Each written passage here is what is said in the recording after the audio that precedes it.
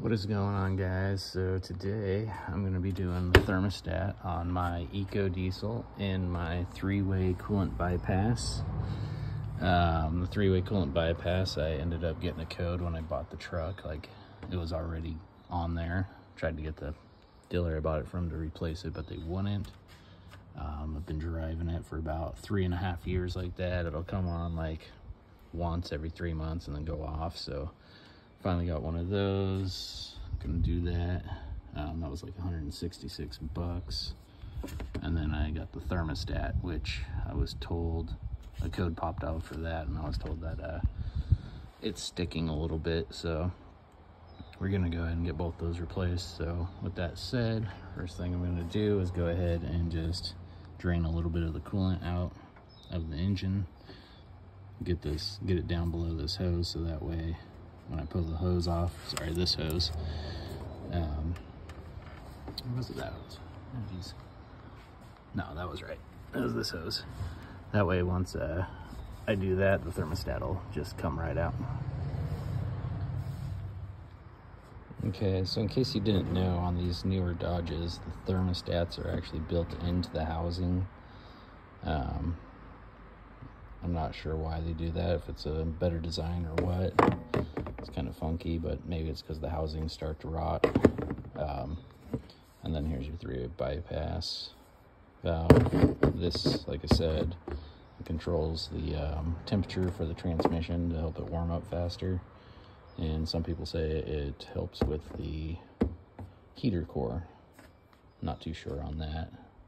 But anyways, we're gonna get these replaced, and we'll start with just draining some coolant.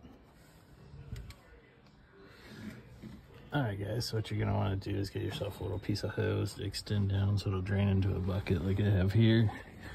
And then you're gonna want a 10mm Allen head wrench. Supposedly you could do it with just a normal like 17-18mm, but as you can see, the Allen head wrench is probably the easiest. Then you just give it a turn and it'll start draining out. No, I'm probably not gonna drain all of it out.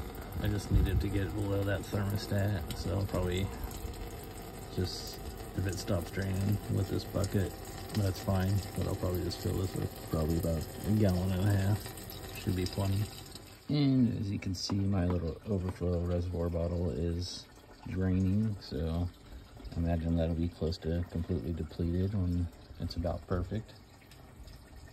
And since I'm doing the three-way bypass while this is draining down, I'm gonna go ahead and get this air box removed. Pretty simple for me because it's aftermarket S&B. So just undo the sensor. I'll probably just go ahead and take the whole pipe off right from that clamp, get the whole thing out of the way, and then it'll be easier to access that three-way valve. All right, there we are. And you can see that valve much easier. Not too bad at all. And since I'm in here, might as well clean this guy. Now that the coolant has stopped dripping, you're gonna wanna go ahead and get yourself either the hose clamp tool or a pair of channel locks and slide the clamp back, get it pulled off, and then you're gonna need a 5/16 or 8mm socket, and you'll remove the 2 bolts for the thermostat housing. All right, so I got the thermostat out. Like I said, really easy. Just remove those 2 bolts. They're up here. Just lift straight up on that, it pulls right out. The only thing you gotta worry about is the O-ring. Mine came off and was stuck on the housing block area there. So I just had to grab it with my fingers, pull it up. I'll give it a clean wipe, and then I'll go ahead and install the new one with the O-ring. You can see it right there, it's already on there. And just give it a nice little tighten down, and then put it all back together. And I'll just be onto the three-way bypass valve.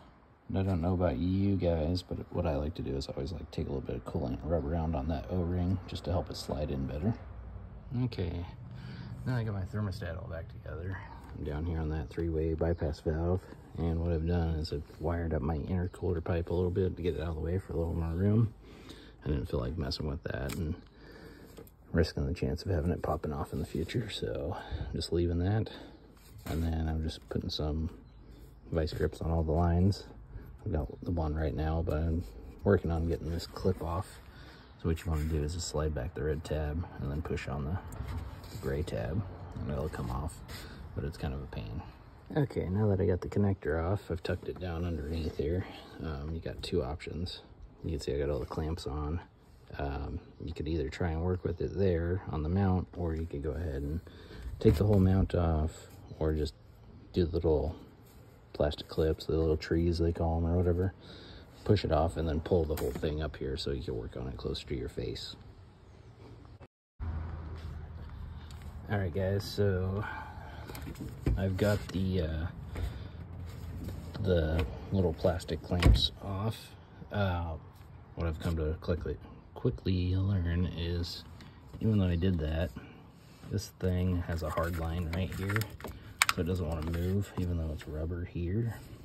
So I ended up taking the clamp off that one. I'm trying to get that line off right now, but there's not much room because this is so hard to pull that clamp off. So what I'm going to do is go ahead and just pull this bracket, and you can see it's got a couple 1/2-inch bolts there.